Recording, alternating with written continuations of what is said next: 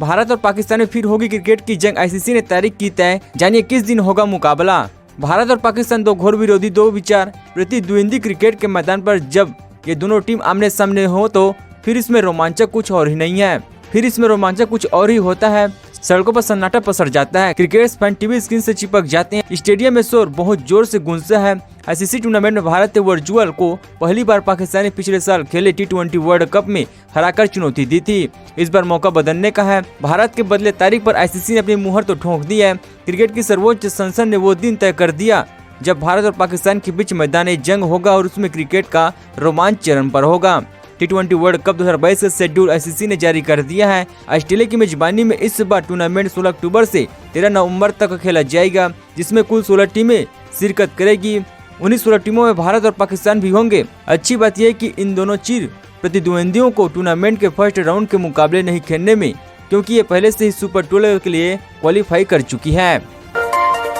ठंड ने तोड़ा 7 साल का रिकॉर्ड, लगातार 10 दिन सर्द रहा, अगले 2 दिन बारिश के आसार। इस बार दिल्ली में ठंड ने रिकॉर्ड तोड़ रही है। दिल्ली में ठंड ने इस बार 7 सालों का रिकॉर्ड तोड़ दिया। सफदरजंग समेत अन्य मानक केंद्रों पर 7 से 10 दिन तक सबसे लंबा सर्द दिन का दौर रिकॉर्ड किया गया है। इससे पहले साल 2015 में 11 से 13 दिनों तक सर्द दिन का दौर रिकॉर्ड किया गया था। मौसम वैज्ञानिकों का दावा है कि पश्चिमी विक्षोभ की सक्रियता के बाद सर्दी दोबारा रंग दिखा सकती है, इससे ये नया रिकॉर्ड भी टूट सकता है। मौसम विभाग का मानना है कि अभी सर्दी से राहत नहीं मिलने वाली है, इसके साथ ही कोहरा भी बना रहेगा। वहीं अगले 2 दिन बारिश होने की संभावना है। पिछले हफ्ते से दिल्ली के अलग अलग मानकों केंद्रों पर ज्यादातर पारा सामान्य से 4 से लेकर 5 डिग्री सेल्सियस तक कम दर्ज किए जा रहे हैं। वहीं कुछ मानकों केंद्रों पर यह सामान्य से 6 डिग्री तक लुढ़क गया है। पिछले 14 जनवरी को नरेला में अधिकतम तापमान 11 डिग्री सेल्सियस दर्ज किया गया था, जबकि 15 जनवरी को लुढ़क कर 10.7 डिग्री सेल्सियस तक पहुंच गया था। मुख्यमंत्री फेस के लिए किए गए सर्वे के नंबर पर आम आदमी पार्टी के पूर्व सांसद ने उठाए सवाल, कहा सारा डाटा फर्जी है। आम आदमी पार्टी द्वारा अपने मुख्यमंत्री चेहरे चुने जाने को लेकर जनता के लिए जारी किए गए सर्वे के नंबर पर खुद उन्हीं के पार्टी के पूर्व सांसद धर्मवीर गांधी ने सवाल खड़े किए हैं। धर्मवीर गांधी ने वोडाफोन कंपनी के नंबर 7074877078 का नंबर एक हफ्ते का डाटा शेयर किया है और कहा कि इस नंबर पर रिवीजन होने और व्हाट्सएप पर डाटा इस्तेमाल किए जाने का कोई भी आंकड़ा आम आदमी पार्टी के जरिए किया है वो फर्जी है। ये वही नंबर है जो आम आदमी पार्टी ने पंजाब की जनता के मुख्यमंत्री की राय लेने के लिए जारी किया था। नंबर के आंकड़ों के आधार पर भागवत मान को पंजाब सीएम फेस के तौर पर प्रोजेक्ट किए जा रही हैं। धर्मवीर गांधी द्वारा जारी किए गए आंकड़ों के मुताबिक आम आदमी पार्टी नंबर पर महज 7639 इनकमिंग कॉल्स आई है और 4596 MMS रिजर्व किए गए हैं, जबकि व्हाट्सएप और अन्य इंटरनेट के लिए भी महज 432 MB डाटा ही डाउनलोड किया गया है। इंदौर में निर्माणाधीन स्कूल की छत गिरी, 10 से ज्यादा मजदूर हुए घायल। तेजाजी नगर में गुरुवार शाम एक निर्माणाधीन स्कूल की छत गिरने से 10 से अधिक मजदूर घायल हो गई हैं। सभी घायलों को अस्पताल में भर्ती कराया गया।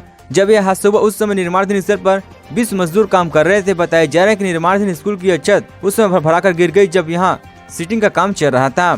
तभी अचानक सिरे की शटरिंग खुल गई और छत नीचे गिरना शुरू हो गई, जिसमें यहाँ काम कर रहे मजदूर उसे नीचे दब गए। घटना की सूचना मिलने के बाद मौके पर SDRF पुलिस और नगर निगम की टीम पहुंच गई। ईसाई नेता और आसपास के लोगों की मौके पर पहुंच गए। ईसाई लोगों ने घायलों को तुरंत नजदीकी के अस्पताल में पहुंचाया गया। हालांकि इस हादसे में किसी भी मजदूर को ज्यादा चोट नहीं आई है। पुलिस के मुताबिक हादसे के कारणों की जांच की जा रही है। पुलिस की माने तो घटना कृपाल घाटी के पास हुई है। यहाँ रात करीब 8 बजे थाने पर सूचना मिली थी कि उमरी खेड़ा गांव में सम्मति स्कूल का निर्माण काम चल रहा था। मौके पर मौजूद लोगों की माने तो यहाँ करीब 3000 वर्ग फीट के लगभग छत और बीम कॉलम ढालने का काम मजदूर कर रहे थे। यूपी चुनाव के लिए कांग्रेस आज जारी करेगी युवाओं का फोकस घोषणा पत्र। महिला और किसानों पर फोकस कर रही है प्रियंका।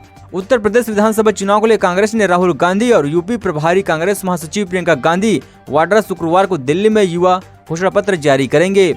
इस घोषणा पत्र पार्टी युवाओं को रोजगार, परीक्षा शुल्क और भर्तियों में पारदर्शिता जैसे मुद्दों पर अपना दृष्टिकोण पेश करेगी। वहीं यूपी कांग्रेस महिलाओं और युवाओं पर फोकस कर रही है और उनसे राज्य में 40% टिकट महिलाओं को देने का वादा किया है। राज्य में हो रहे चुनाव के लिए केवल RLD की तरफ से घोषणा पत्र जारी किया गया है। वहीं अब कांग्रेस आज युवाओं के लिए घोषणा पत्र जारी कर रही है।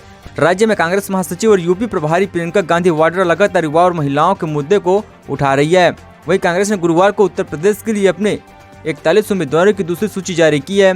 इससे प्रियंका गांधी ने अपने वादों के मुताबिक 40% टिकट महिलाओं को दिए हैं। कांग्रेस ने अपनी दूसरी लिस्ट में 16 महिलाओं को टिकट दिए हैं। इसमें पार्टी के दिवंगत नेता राजीव त्यागी भी पत्नी संगीता त्यागी को साहिबाद सीट के लिए मैदान में उतारा गया है। वार्तालाप है कि राजीव त्यागी जी की टीबी डेबिट में दिल का दौरा पड़ने से मौत हो गई थी।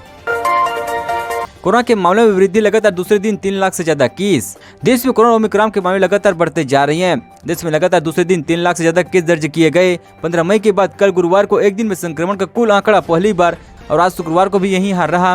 ओमिक्रॉन वेरिएंट के नए मामलों में भी लगातार उछाल देखी जा रही है। महाराष्ट्र में कल गुरुवार को कोरोना संक्रमण के 6,197 नए केस सामने आए थे। साथ में 37 मरीजों की जान चली गई थी। राज्य में भी संक्रमण के 2,58,559 सक्रिय मामले हैं। हालांकि राहत की खबर यह है कि पिछले 24 घंटों में 52,025 मरीज कोरोना संक्रमण से ठीक भी हुए हैं। पिछले 24 घंटों में राज्य में नए वेरिएंट से संक्रमित 125 मरीज सामने आ चुके हैं। सुप्रीम कोर्ट में अब तक 14 जज तीसरी लहर में कोरोना से संक्रमित हो चुके हैं। हालांकि 2 जजों ने ठीक होकर काम शुरू कर दिया है, लेकिन गुरुवार तक कुल 32 में से 12 जज क्वारंटाइन के विभिन्न चरणों में थे। हालांकि अधिकांश जजों में हल्के लक्षण ही है। 2 साल बाद इंसाफ की शुरुआत। दिल्ली दंगों के पहले दोषी दिनेश यादव को कोर्ट ने सुनाई 5 साल की सजा। दिल्ली की एक अदालत ने फरवरी 2020 में पूर्वोत्तर दिल्ली में हुए दंगों के सिलसिले में दोषी ठहराए गए पहले शख्स दिनेश यादव को 5 साल जेल की सजा सुनाई गई है। वहीं मंगलवार को दिल्ली हाईकोर्ट ने मामले में हत्या के एक मामले में आरोपी 6 व्यक्तियों को जमानत दी थी।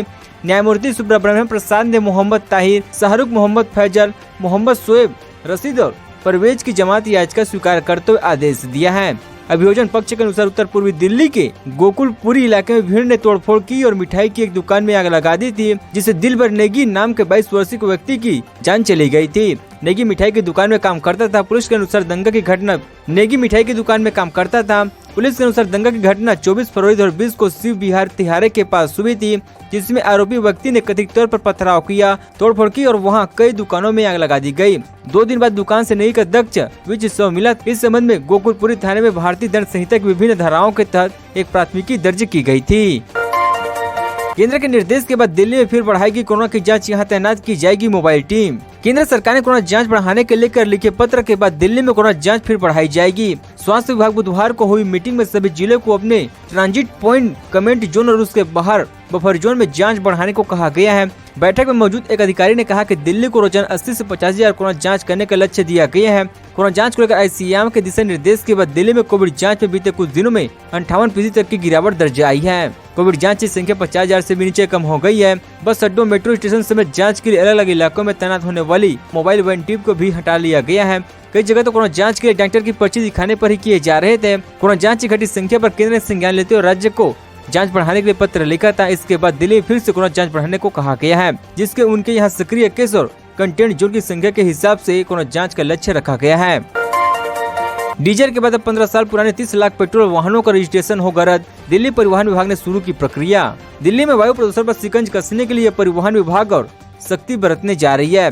10 साल पुराने डीजल वाहनों के बाद 15 साल पुराने पेट्रोल वाहनों पर भी सख्ती तैयारी है। मियादी पूरी कर चुके वाहनों को डी रजिस्ट्रेशन किया जाए। रेट्रोफिजिमेंट के विकल्पों को वाहन मालिक नहीं अपनाते हैं तो वाहनों कई चरणों में स्क्रैप किया जाएगा। दिल्ली में 15 साल पुराने करीब 30 लाख पेट्रोल वाहन है। वाहनों का पंजीयन रद्द होने के बाद सड़क पर इन वाहनों को चलाने पर जब्त स्क्रीन किया जाएगा। एनजीटी के पहले के आदेश के अनुसार दिल्ली में 10 साल से अधिक डिजिटल और 15 साल पुराने पेट्रोल वाहनों को चलाने की इजाजत नहीं है। नियमों की अनदेखी करने वाले वाहन मालिकों पर परिवहन विभाग ने पिछले साल सख्त बढ़ाना शुरू कर दिया। पहले चरण की कार्रवाई में 1 लाख से ज्यादा डीजल वाहनों का पंजीयन रद्द कर दिया गया।